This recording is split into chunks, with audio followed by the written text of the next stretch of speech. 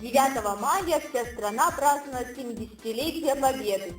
Советские солдаты выиграли войну благодаря своему патриотизму и мужеству. Но во многих уголках земли кровопролитие продолжается по сей день. При проведении опроса «Армия глазами молодежи» выяснилось, что некоторые подростки при возможности попытались бы избежать службы в рядах российской армии. На совете актива школы было принято решение разработать план мероприятий для поднятия престижа воинской службы, который мы назвали «Марш воинской славы».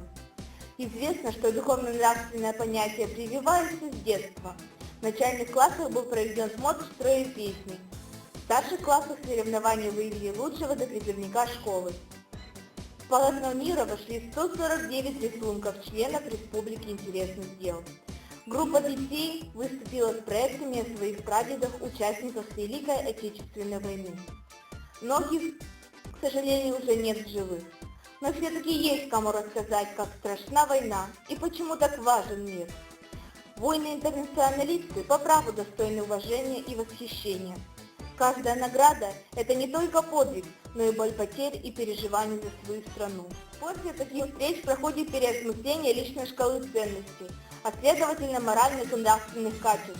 На вопрос, что помогает поднять боевой дух, все приглашенные сошлись во мнении, что это весточка из дома.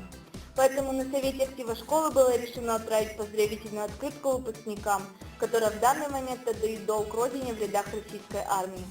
В паспортном столе поселения была предоставлена информация о 12 военнослужащих. Каждый класс обратился к родителям с просьбой предоставить адрес прохождения службы. Проект малозатратный, так как открытки с изображением родной школы и поздравлением оформлены и распечатаны на личном компьютере. А цветную бумагу и конверты приобрели на деньги, вырученные от сбора макулатуры.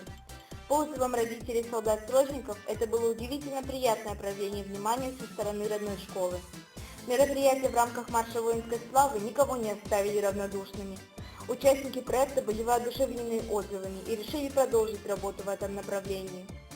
К 9 мая планируется обновление зала боевой славы.